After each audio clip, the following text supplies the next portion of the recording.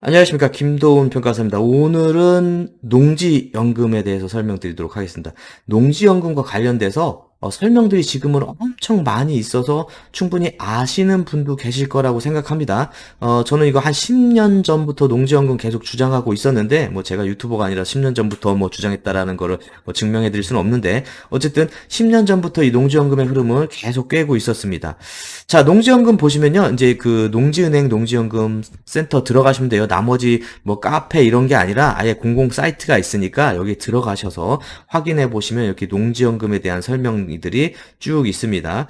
자, 그래서 우선은 연금 에 대한 기본적인 그 컨셉을 말씀드리면은 60세 이상 고령 농업인이 소유한 농지를 기준으로 매월 연금식으로 받는 형태다. 우리 주택연금하고 동일하다고 생각하시면 돼요. 그다음에 이것도 결국은 이런 법적 근거를 가지고 진행하기 때문에 안정성이 있다라고 생각하시면 되고요. 요 노후 컨설팅 자료를 클릭해 보시면은 그림 화면으로 자세하게 설명되어 있습니다. 요거는 좀 영상 보시고 나서 한번 찾아가셔서 직접 보시고 실제적으로 한번 상담을 해보시는 것도 좋을 것 같아요.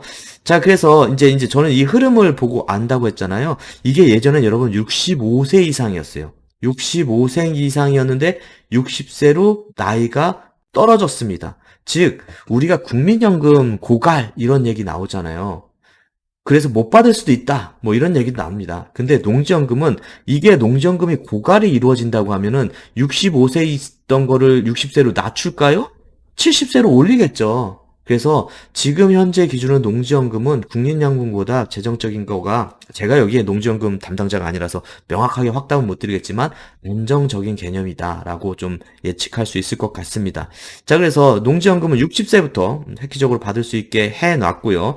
그 다음에 그러면 농지연금이니까 내가 주고 끝내는 게 아니라 연금을 받으면서 그 농지에 직접 경작할 수 있습니다. 경작할 수 있습니다. 또한 이걸 또 임대도 할 수 있어요. 임대도. 요새 그 젊은 농업인들 막 쭉 나오죠. 내가 농사 직접 못 지니까 임대도 할 수 있습니다. 그러니까 이 경작하는 소득을 추가로 유지하거나 임대하는 소득을 또 추가 소득으로 얻을 수가 있습니다. 얻을 수가 있습니다. 자, 그 다음에, 이제 정부 예산으로 하기 때문에 연금 지급이 안정적이다. 아까 위에서 말씀드린 법률 기준으로 이제 진행되는 거기 때문에 안정적이고, 그 다음에 만약 이 고민들을 많이 하세요. 내가 농지 지금 10억짜리가 있는데 주변 보고 나서 땅값이 올라가면 어떡해요? 자, 그러면 올라가면은 1차적으로 중단할 수도 있어요.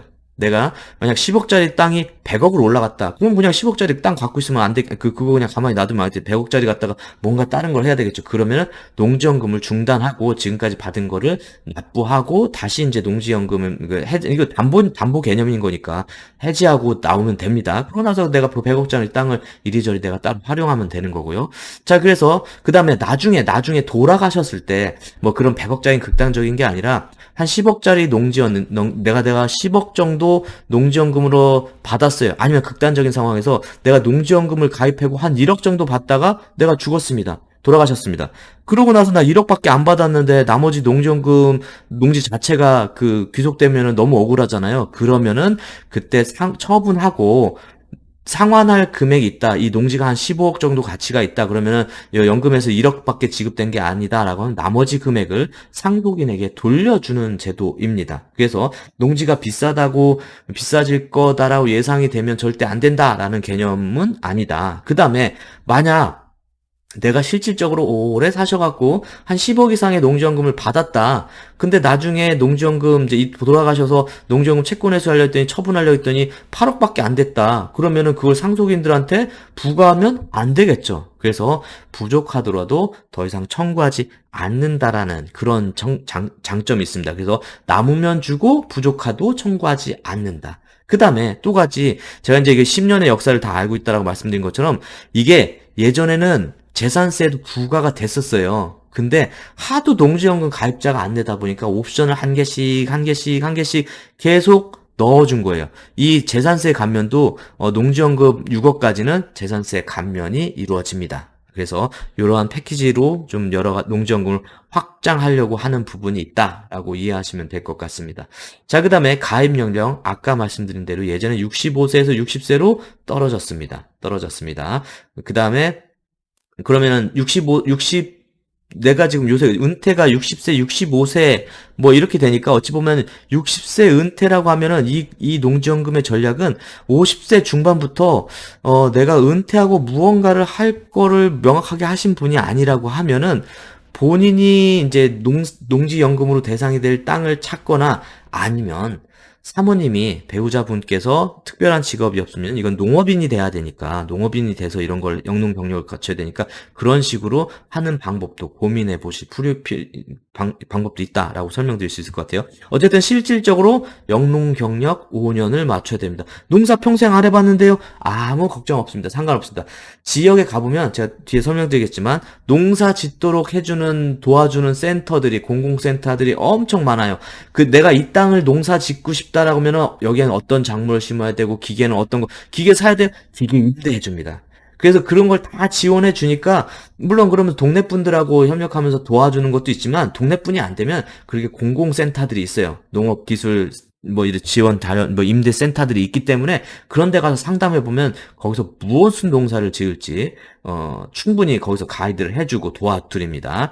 자, 그다음에 이제 대상 농지는 이제 그러면 오케이 내가 농사 짓게 뭐 5년 농사 짓 뭐 60세 넘고 나서 퇴직하고 할 일 없는데 5년 동안 농사 짓지 뭐 그렇게 생각하시면 돼요. 간단하게. 그래서 농지연금 받으면 되니까 그러고 나서 65세 5년 짓고 나서 임대를 주던가 농사가 잘 되면 또 분홍으로 또 가실 수도 있는 거고요. 이제 그렇게 생각하면 되고 이제 우리 경매 투자에서 입장은 뭐냐면 어떤 대상 토지가 되는지가 핵심입니다. 자, 그랬을 때 전답 과수원을 기본적으로 하고 있고 실제 영농이 이루어지는 토지고 요거를 2년 이상 보유해야 된다라고 했습니다. 예전에 이런 좀 까다로운 조건들이 없었어요. 지금 뒤에 18년 이후에 그런 것들이 좀 붙었습니다.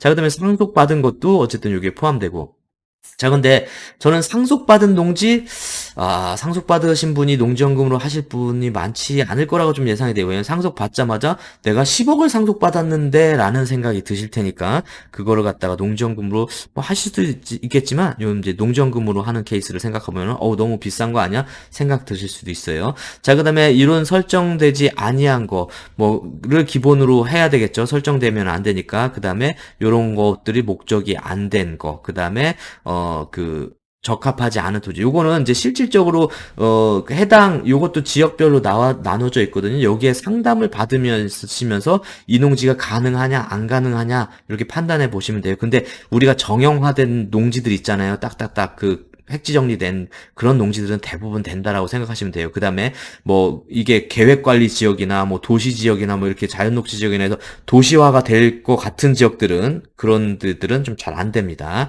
자, 그 다음에 이제 30km 이내에 있는 부분이어야 되니까 그래서 지방 분들이 적극적으로 투자하기 좋은 물건이다. 서울 기준으로 30km 있는 농지를 찾기는 좀 애매할 부분이 있는데 지방은 내가 30km 있는 걸 좀 찾는다고 하면 찾을 수 있는 부분들이 있어요. 이거는 주소지잖아요. 주소지이기 때문에 내가 사는 게 아니라 주민등록소나 주소지입니다. 주소지는 옮길 수도 있습니다. 자, 어쨌든 투자는 유연하게 생각하시면 돼요. 자, 그 다음에 이제 재외 농지가 있습니다. 불법 건축물이 성취된 거는 안 되고요. 그쵸? 그 다음에 본인 배우자 공동 명의가 있으면 안 되고요. 요거 말씀드린 거예요. 개발지역, 개발계획이 지정 고시돼서 뭐가 확정되거나 뭐 이런 거 어쨌든 변동될 거, 땅값이 올라갈 거는 좋긴 한데 요렇게 된 지역은 농지연금은 농지를 사자는 거잖아요. 그렇기 때문에 요런 것들은 아니다. 그 다음에 이게 18년 이제 최근 들어가 있던 부분입니다. 18년 1월 2일 이후에 제가 10년 전이라고 얘기했잖아요. 그 전에는 요거가 이슈가 엄청 됐었어요. 18년 1월 1일부터는 경매, 공매 그렇게 해서 원인으로 취득한 농지는 안 되는데 이렇게 해서 농지연금 하라는 건 안 된다라는 거예요, 원칙은. 근데 농지연금 신청일 현재 신청인의 담보농지 보유기간이 2년 이상 되고 농지 소재지의 담보까지 30km 이내에 신청인이 거주하는 경우에는 가능하다. 원칙은 안 되지만 예외적으로 실질적으로 보유 기간이 2년 이상 넘었다. 그러니까 지금 제가 60세 이상 되고 5년 농사 지으라고 말씀드린 거잖아요. 이거 보시는 분들이 농민이시라고 하면은 바로 될 수도 있겠지만, 그쵸? 그렇지 않은 분들을 지금 대상으로 제가 좀 주로 강의를 하고 있으니까, 본인은 어차피 5년 농사 지어야 돼요. 그냥 5년 지을 농사를, 농지연금이 대상이 될 농지를 낙찰받아서 농사를 지으시자라는 얘기이기 때문에, 원칙적으로 안 되지만 예외적으로 여러분들은 낙찰받아서 5년 농사를 지으셔야 되기 때문에 이 조항도 크게 의미가 없다. 이렇게 생각하시면 됩니다. 자, 그 다음에, 여기는 이제 뒤에서 설명드릴게요. 개별공시지가의 100%, 그 다음에 감정가의 90% 정도에 선택할 수 있고, 뭐 이렇게 근저당권, 이런 게 이제 없고 진행돼야 되는 부분입니다. 자, 그러면 이제 궁금한 거는 이제 그 얼마 받냐 이 얘기입니다. 이제 종신정액형 뭐 여러 가지 형태가 있어요. 주택연금처럼. 이제 이거는 여러분들의 기준으로 한번 상담해 보시고 나는 뭐 어떤 게 좋을지 여러분 판단해 보시면 됩니다. 자, 그리고 이제 핵심은 이거예요. 핵심은. 자, 고정금리는 2.5%고 변동금리는 2.2%입니다. 자, 왜 농지연금이 안 되는 이유 아시겠죠? 고정금리 2.5%, 변동금리 2.2%라고 합니다. 은행에다가 나 넣어놓지 뭐하러 이거를 돈을 넣어서 이걸로 해? 그래서 농지연금이 확대가 안 되는 거예요. 2.5%이기 때문에. 10억짜리 있는 거를 농지를 사서 2.5% 받는다? 10억짜리 은행에다가 넣어놓는 게 낫죠. 그쵸? 굳이 내가 농사까지 지으면서. 그래서 고정금리가 2.5%인데 제가 농지연금 케이스를 말씀드리는 거는 이 2.5%를 올릴 수 있는 건 내가 가서 따져서 올릴 수 있는 게 아니라 내가 싸게 사면은 농지연금을 2.5%를 더 올릴 수 있습니다. 그건 뒤에서 설명드릴게요. 지급 재정지 사유는 요런 상황들이 쭉 있다라고 이해하시면 되고요. 자, 그래서 그러면 이제 얼마 얼마 나오는지가 궁금합니다. 얼마 나오는지가. 자, 지금 오늘 기준으로 뭐 이제 65년 12월 1일 기준으로 해서 그냥 혼자 있다라고 간단하게 할게요. 자, 그러면 공시지가 가격으로 하는 거는 좀 답답한 얘기이기 때문에 감정가를 받으시는 게 좋아요. 그러면 감정가를 요렇게 10억 받았다. 10억 받은 거에 뭐 90% 적용해 준다고 했으니까 요것도 여러분 좀 올라간 부분입니다. 그래서 10억 정도의 9억이다. 10억 정도 요 농지 가격 감정가는요. 담보평가액 정도라고 이해하시면 돼요. 그래서 10억 정도 담보평가 나오는 거 돌려봤더니 얼마 나오냐? 282만 원 정도 나옵니다. 282만 원. 그다음에 만약 이게 담보가가 11억 정도 나온다. 11억 정도 나온다. 그래서 평가 금액이 9억 9천만 원 정도 나왔다라고 하면 300만 원입니다. 300만 원. 자, 그러면 나 좋아. 나 한 15억 정도 나왔어. 자, 15억 정도 나왔다. 라고 하면 평가 금액은 높겠죠? 자, 그래도 결국은 300만 원입니다. 자, 그러면은 우리는 여기서 담보가가 11억 정도 나올 수 있는 현재 기준으로 11억 정도 나올 수 있는 농지를 낙찰을 받아서 300만 원을 쭉 받는 거를 기준으로 해보면 되겠다라고 이해를 하시면 될 것 같아요. 자, 그래서 이걸 좀 간단하게 좀 이제 판서를 해드리면, 제가 예전에 요거 발표할 때는 부모 선생님이 효도 상품이라고 했었어요. 경매 투자를 통한 부모님 효도 상품 이렇게 하고선 제가 발표를 했던 기억이 나는데, 자, 어쨌든 이제 60세 이상이 돼야 됩니다. 그래서 결국은 준비는 60세라고 하면은 진짜 어찌 보면 50세부터 준비하는 개념이다. 50세부터 땅을 찾는데 뭐 바로 나올 수도 있겠지만 뭐 몇 년 걸리고 결국은 55세부터 농사를 지어서 60세가 맞춰지거나 아니면은 우리가 이제 65세 정년퇴임이다라고 하면은 60세부터 농사를 지으셔서 65세 맞춰서 60세나 65세 이제 더 나이가 더 짧아진 거니까 더 활용할 수가 있겠죠. 그래서 농지 찾는 기간을 한 1년 정도 판단해 보시고요. 그 다음에 농사 기간을 한 5년 정도 판단해 보셔야 될 거라고 생각이 듭니다. 농사 짓는 기간을. 그래서 이렇게 은퇴를 준비하고 내가 무슨 치킨집을 할지 카페를 할지 이런 개념보다는 농사를 질 때는 연금 형태, 은퇴를 할 때는 연금을 보강하는 게 제일 핵심이다라고 하시더라고요. 제가 아니라 은퇴 전문 교수님들께서, 전문가분들께서. 그래서 나이 들어서는 연금 형태를 하는 거지 내가 뭔가 수익 창출할 거나 뭐 할 거나 안 돼요. 그건 너무 힘드세요. 예, 그래서 이렇게 이제 나이 세팅은 이렇게 하고 나 플러스 부인 뭐 이렇게 아니면 사모님 이제 어쨌든 부부가 동반으로 내가 낙찰을 못 받으면 부인 명의로 낙찰 받으면 되시잖아요. 그렇죠? 그런 식으로 진행을 하시면 됩니다. 자, 그다음에 가격은 아까 담보가가 11억 나와야 돼요. 11억. 그다음에 11억에 결국은 이율은 고정 2.5%였습니다. 2.5%. 자, 그럼 내가 담보가 11억짜리 땅을 사서 2.5% 받는다고 하면 말이 안 되잖아요. 그래서 담보가보다는 이제 경매는 경매가가 훨씬 높습니다. 예, 경매가가 높아서 경매가 한 15억 정도 되는 토지를 기준으로 예상하시면 될 것 같아요. 그래서 그러면은 11억에 2.5% 나와서 뭐 월 300 나오는 건데 내가 만약 이거를 3에서 4억 정도 받는다라고 낙찰을 15억 정도 3에서 4억 정도 받는 케이스가 있어요? 있습니다. 매우 뭐 많다라고 할 수는 없어요. 가끔 농지도 필요하신 분들은 이제 경매 15가라고 해도 한 막 70%에서 막 80%까지 낙찰 받고 있는 경우들도 있는데 이렇게 3, 4억 아니 뭐 15억 정도가 아니라 뭐 12억 뭐 13억 뭐 이렇게 되는 것들은 3, 4억 정도의 낙찰 받을 수 있습니다.